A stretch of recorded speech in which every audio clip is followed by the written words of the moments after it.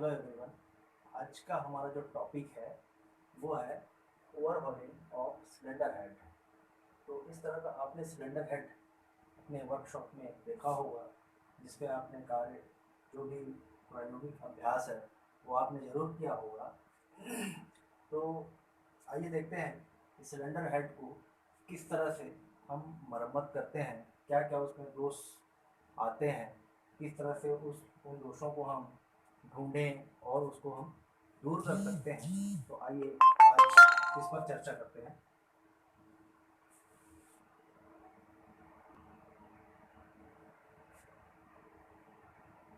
तो सबसे पहले तो आपको मैं इस डायग्राम पे बता देता हूँ।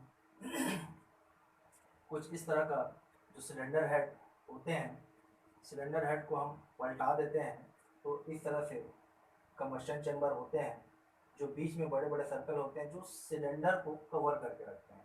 और इसमें दो ये जो बड़े बड़े जो गोले हुए बने हुए हैं, ये एक एग्जॉस्ट वाल्व के लिए है और एक इनलेट वाल्व के लिए है। इसमें भी एक इनलेट एग्जॉस्ट के लिए है, इनलेट के लिए है, एग्जॉस्ट के लिए है, इनलेट के लिए है। यहाँ पे मैंने जो बड़े बड़े जो गोले हैं वो इनलेट के लिए बनाए हुए हैं और जो छोटे छोटे जो गोले हैं वो एग्जॉस्ट के लिए बनाए हुए हैं। और इन दोनों गोलों के बीच में एक छोटा छोटा एक गोला बना हुआ है, छोटे छोटे होल बने हुए हैं। ये जो होल हैं वो इंजेक्टर के लिए है, या अगर स्पार्क इग्निशन इंजन है तो फिर स्पार्क प्लग के लिए है। और इसमें ये जो त्रिभुज आकार के जो चिन्ह दिख रहे हैं ये वाटर जैकेट्स हैं, जो जो सिलेंडर हेड है उस पर जब हम इस सिलेंडर ब्लॉक पर जब इस सिलेंडर हेड को जब हम फिट करते हैं तो इसी तरह का जो होल है सिलेंडर ब्लॉक में भी बने होते हैं। तो ये होल जो होते हैं सिलेंडर हेड के होल और सिलेंडर ब्लॉक के होल आपस में मैच करते हैं। ठीक है। तो ये वाटर जैकेट्स इस तरफ मैंने त्रिभुजाकार में बनाया हुआ है, इस तरफ आयताकार या वर्गाकार आकृति का बनाया हुआ है। और ये जो है वाटर जैकेट का आउटलेट है। यहाँ से वाटर जो है कूलिंग सिस्टम का जो पानी है वो निकल करके रेडिएटर के अपर टैंक में ठंडा होने के लिए जाता है। ठीक है। जैसे जब इंजन में ये फिट होता है तो ये सिलेंडर हेड, सिलेंडर ब्लॉक,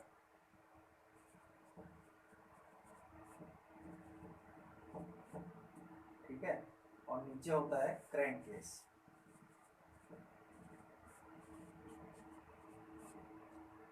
ठीक है।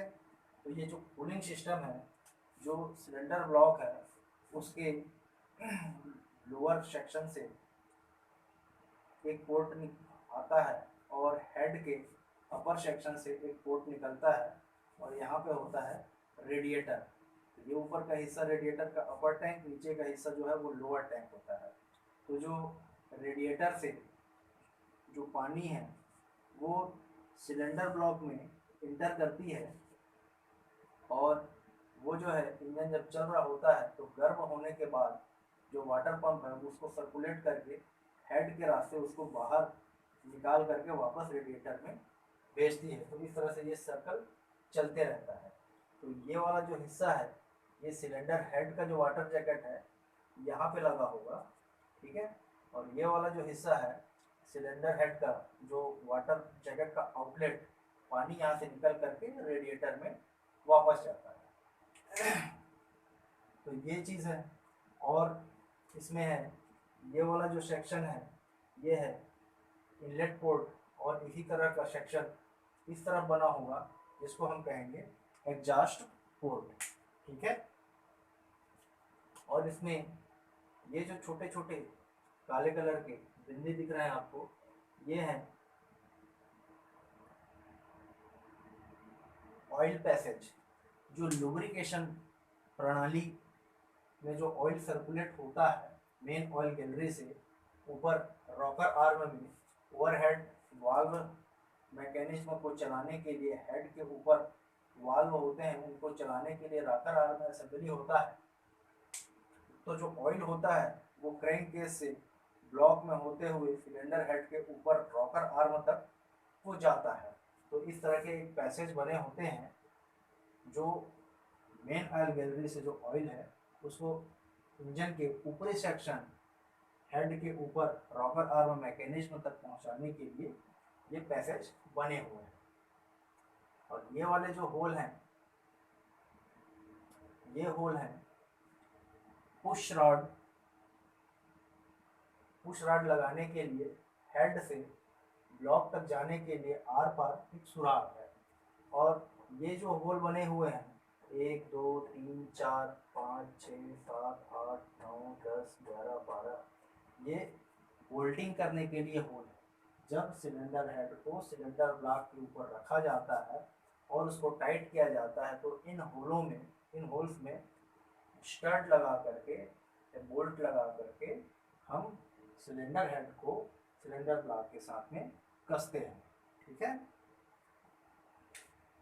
तो चलिए देखते हैं कि इसमें क्या क्या कार्य करते हैं मरम्मत के दौरान।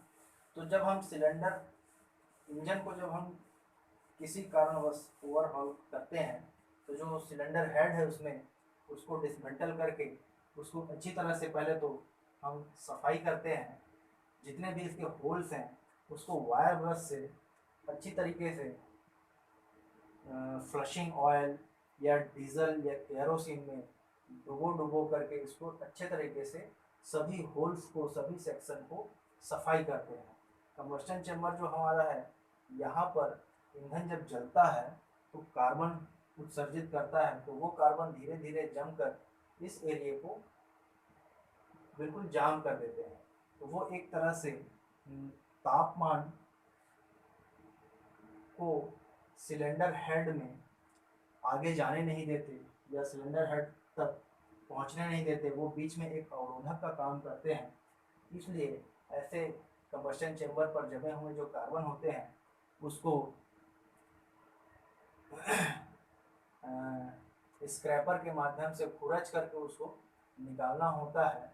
वायर ब्रश या होल ब्रश से सभी सुराखों को, इंजेक्टर के सुराख या स्पार्क प्लग के सुराख, इनलेट और आउटलेट वाल्व को निकाल करके जो पोर्ट हैं उनमें जमे हुए जो कार्बन हैं उनको क्लीन करना होता है।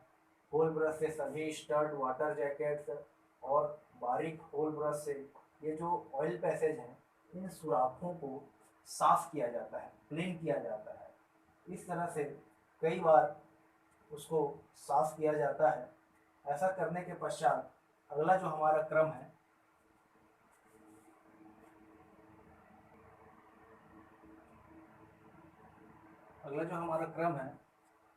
ऑयल पैसेज की जांच। इसमें ये जो काले कलर का जो पॉइंट बना हुआ है ये आर पार ऑयल होल है। तो इसमें ऑयल कैन में हम साफ लुब्रिकेंट ऑयल भर करके इस पॉइंटों पर ऑयलिंग करने से उसके सेकंड अगले हिस्से पर जो ऑयल है वो आना चाहिए, बिल्कुल बिना अड़चन के, बिना परेशानी के, बिल्कुल आराम से आना चाहिए। अगर ऐसा नहीं होता है मतलब हमें ये पता चल जाता है कि ये जो सुराख है वो जाम है, तो उसको फिर से उसको साफ करेंगे। तब तक ऐसा करेंगे जब तक वो ऑयल जो है वो आराम से आर पार आना शुरू ना हो जाए, तब तक ऐसा करते रहते हैं।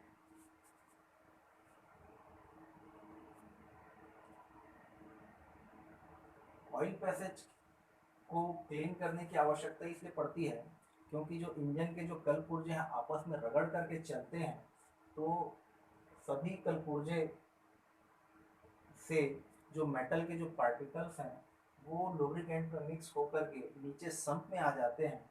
और वो वापस जब लुब्रिकेंट करने के लिए जाते हैं तो कभी कभी ऐसा होता है कि फ़िल्टर किसी कारणवश चोक हो जाए या कार्य ना करे, तो इस तरह के जो अशुद्ध जो ऑयल हैं वो जा कर के उन ऑयल गैलरी, ऑयल पैसेज में वो आगे बढ़ते हैं और इस तरह के जो बारीक जो सुराख होते हैं वहाँ जा कर के कभी फंस जाते हैं।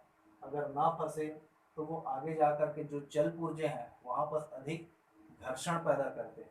तो इसलिए समय पर जो लुब्रिकेंट जो ऑयल है उसको समय समय पर चेंज करना होता है, अन्यथा इंजन में इस तरह के दोष आते हैं। तो इस कारण से ये ऑयल पैसेज को क्लीन करना होता है।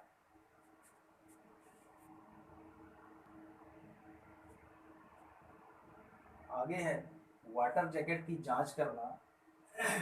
तो वाटर जैकेट की जांच कैसे करें? तो ये जो सिलेंडर हेड में जो वाटर जैकेट्स हैं, इनको किसी माध्यम से पूरी तरह से सील कर देते हैं, पूरी तरह से इसको जाम कर देते हैं, ताकि जो पानी है सिलेंडर हेड में से वो बाहर ना निकले।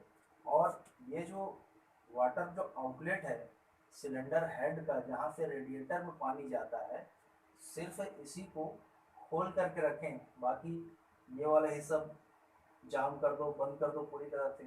ये वाटर जैकेट के जो होल हैं इसको पूरी तरह से बंद कर दो।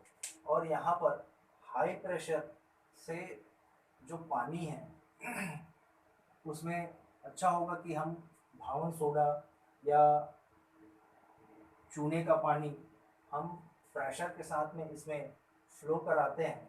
तो जिस भी हिस्से पर सिलेंडर हेड के जिस भी हिस्से पर कहीं पर क्रैक होगा, तो वहाँ से भाई इसमें तो बहुत सारे गलियारे हैं, हर गलियारों को हम अपनी आंखों से तो देख नहीं सकते। तो अच्छा होगा कि हम इसके जो वाटर जैकेट्स के जो होल हैं इसको हम जाम कर देते हैं, और यहाँ से हम इसको ऐसा व्यवस्था करते हैं, एक एडाप्टर लगाते हैं और पानी या चूने का पानी या पानी और सोडे का जो मिश्रण है वो इसमें प्रेशर के साथ में फ्लो कराते हैं। तो होगा क्या कि जिस स्थान पर क्रैक होगा वहाँ से अगर सोडे का पानी है तो झाग के साथ जो पानी है वो घिसना शुरू करेगा, या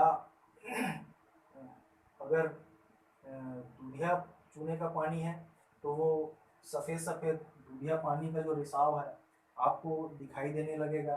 तो इसमें जो फ्लो कर किया जाने वाला जो पानी है वो हवा के साथ में प्रेशर दे करके उसको फ्लो कराया जाता है। इससे जो भी इसमें जो क्रैक होते हैं वो हमें पता चल जाते हैं और उसकी मरम्मत किया जाता है, वेल्डिंग किया जाता है अगर संभव हो सके तो, अन्यथा सिलेंडर हेड को बदला जाएगा। ठीक है।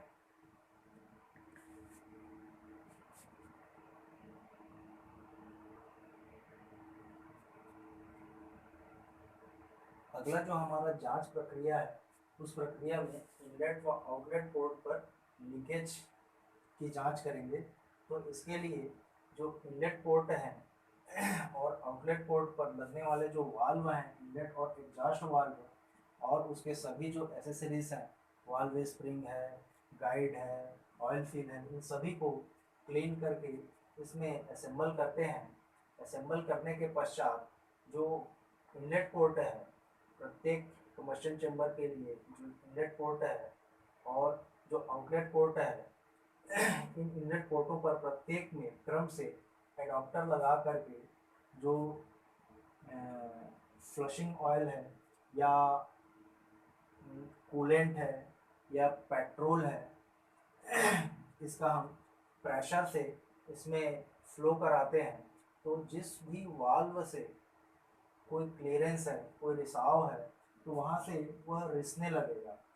अधिकतर हम क्या करते हैं कि प्रेशर देने की आवश्यकता नहीं है भाई, इसको हम वाल्व को असेंबल करने के बाद उस पोर्ट में हम क्या करते हैं कि पेट्रोल बहुत थिकनेस में उसका जो विस्कोसिटी है वो बहुत कम होता है, हल्का होता है, उस पेट्रोल को अथवा डीजल को हम यहाँ पे फ्लो कराते हैं, भर देते हैं। तो अगर वाल्व जो है, जिस भी वाल्व में हम उसके पोर्ट पर जब हम डालते हैं तो वहाँ से वो जो पेट्रोल है वो उसके सीट और वाल्व के फेस से वो रिसने लगता है। अगर ऐसा होता है मतलब इसको रिफ्रेश कराने की आवश्यकता है, वाल्व रिफ्रेशिंग करने की आवश्यकता होगी वहाँ पे। सॉरी, रिफ्रेशिंग नहीं, वाल्व लैपिंग करने की आवश्यकता होगी। अगर आवश्यकता से बहुत ज़्यादा है तब वाल्व रिफ्रेशिंग किया जाएगा। तो इनलेट और एग्जॉस्ट दोनों ही वाल्वों में इस तरह के मरम्मत कार्य किया जाएगा, जिसको हम लैपिंग कहते हैं, वाल्व लैपिंग कहते हैं। तो ये प्रक्रिया तब तक की जाएगी जब तक कि वह रिसना बंद ना हो। तो प्रत्येक पोर्टों पर इस तरह से हम जांच करेंगे, इनलेट के लिए प्रत्येक पोर्टों पर और एग्जॉस्ट के लिए जो दूसरी तरफ जो पोर्ट है वहाँ पर।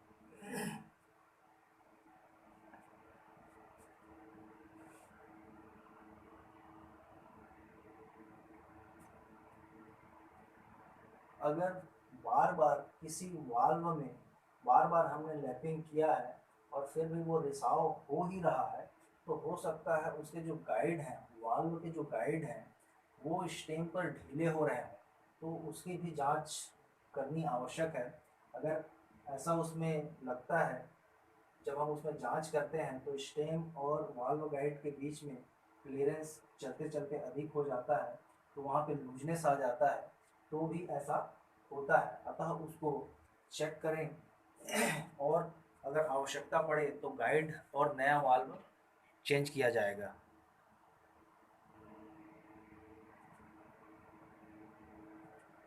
अगला है सिलेंडर हेड में टेढ़ापन या बेंडनेस की जांच करना। इसके लिए हम क्या करते हैं, स्ट्रेट एज का प्रयोग करते हैं। सिलेंडर हेड को सरफेस प्लेट पर किसी मार्किंग ब्लॉक की सहायता से उसको हम सही स्थिति पर उसको रख लेते हैं, समतल स्थान पर रख लेते हैं, और स्ट्रेट एज को हम इसके जो सरफेस है, कम्बस्टन चैम्बर जिस स्थान पर बना होता है उस स्थान पर हम स्ट्रेट एज को रखते हैं। कम से कम 6 स्थानों पर एक हम इसको हम नामकरण कर लेते हैं, ए बी सी डी, इस तरह से, और ए से बी, सी से डी, डी से बी, सी से ए, बी से सी, ए से डी, इस तरह से 1 2 3 4 5 और 6 स्थानों पर इसको हम चेक करते हैं। इस तरह से ए बी सी डी और सी ए सी बी डी 4 हो गए। अब ए डी 5, बी और सी 6 स्थानों पर चेक करते हैं। तो स्ट्रेट एज को प्रत्येक स्थानों पर इस तरह से रखा जाता है, और स्ट्रेट एज और जो सिलेंडर हेड का जो सरफेस है उसके बीच में फिलर गेज को सेट किया जाता है। अगर जो फिलर गेज है वो 0.05 mm की फिलर गेज जो है, वो अगर स्ट्रेट एज और सिलेंडर हेड का जो सरफेस है उन दोनों के बीच में अगर चला जाता है तो सिलेंडर हेड की ग्राइंडिंग करानी आवश्यक हो जाती है। अन्यथा जब सिलेंडर हेड को हम सिलेंडर ब्लॉक के ऊपर सेट करेंगे तो जो हेड है वो इन दोनों की जो अनियमितता है, सिलेंडर हेड और सिलेंडर ब्लॉक के बीच की जो गैप है, जो अनियमितता है, उस पर वो अपने आप को एडजस्ट कर लेता है और लीक प्रूफ एक आवरण बनाता है। अगर अधिक उसमें क्लियरेंस आएगा तो वो वहाँ से लीक करने लगेगा। इसलिए इस तरह का टेढ़ापन जांच करने के लिए स्ट्रेट एज और फिलर गेज की सहायता से हम सिलेंडर हेड का जो टेढ़ापन है उसकी जांच करते हैं।